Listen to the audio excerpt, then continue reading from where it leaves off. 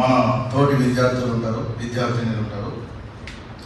మనం ఈ వ్యక్తికి, ఈ అమ్మాయికి లేదా ఈ అబ్బాయికి సికిల్ సెల్ ఉండొచ్చు అని అనుమానించే, అంటే ఉండొచ్చు అని అనుమానించాలంటే మనం ఏమేమి పారామీటర్స్ చూడాలి కదా. మనం సికిల్ సెల్ బ్రాండ్ వేసుకొని రాదు కదా మన స్కూల్కి. కాబట్టి ఏముండొచ్చు అనేది మనం ఆలోచించినట్లయితే ఎక్కువగా ఈ యొక్క బాధపడే పిల్లలు మనం ఫస్ట్ హిస్టరీ, జెనెటిక్ హిస్టరీ తీసుకోవాలి. వాళ్ళ పేరెంట్స్ ఎక్కువగా ట్రైబ్స్లో వస్తుంది కాబట్టి ట్రైబ్ సెక్షన్ నుంచి వచ్చారా.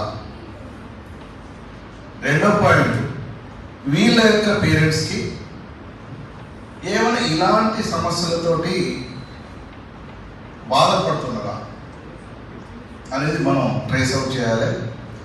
మూడవ పాయింట్, పిల్లలు ఎక్కువగా ఈ యొక్క సికిల్ సెల్ డిసీజ్లో ఎనీమియా వస్తుంది. మేడం చెప్పినట్లుగా ఎనీమియా అంటే రక్తహీనత, అంటే రక్తంలో హీమోగ్లోబిన్ పర్సెంటేజ్, అంటే హీమోగ్లోబిన్ ఏ అనేది నార్మల్గా ఉంటే హీమోగ్లోబిన్ ఎస్ అనేది ఈ యొక్క సికిల్ సెల్ డిసీజ్లో ఉంటుంది.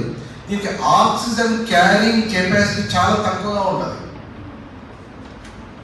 ఏకి పర్ఫెక్ట్గా ఆక్సిజన్ పట్టుకపోతుంది, ఎస్ పట్టుకపోరాదు, దానికి ఆక్సిజన్ పట్టుకపోవడం చేత కాదు. కాబట్టి ఎస్ ఉన్న, అంటే సికిల్ సెల్ డిసీజ్లో ఉన్న హీమోగ్లోబిన్ ఆక్సిజన్ పర్ఫెక్ట్గా పట్టుకపోదు. కాబట్టి ఏమవుతుంది, బ్రెయిన్ సరిగా ఆక్సిజన్ అందదు, బ్రెయిన్ డిజీగా అయిపోతుంది, గిడ్డినెస్ అయిపోతుంది. కాళ్ళకు సరైన ఆక్సిజన్ అందదు, కాళ్ళు బలహీనపడ్డట్టుగా అనిపిస్తుంది.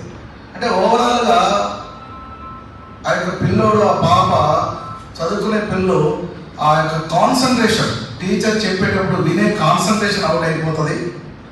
ఆడుకునేటప్పుడు తొందరగా ఫెటిగ్ అయిపోతారు. ఒక్కొక్కరు రన్నింగ్ ఎక్కువ చేస్తారు, కబడ్డీ ఆడతారు, క్రికెట్ ఆడతారు, ఏది ఆడతారు, ఆడినా కూడా టిల్ ద ఎండ్ ఆడతారు. కానీ మీ పిల్లలు ఆడలేరు, కొంతసేపు ఆడగానే ఫెటిగ్ అయిపోతారు. అటువంటి పిల్లలు మనం గుర్తుపట్టాలి. అంటే ఎస్పెషల్లీ టీచర్స్, ఎస్పెషల్లీ సీనియర్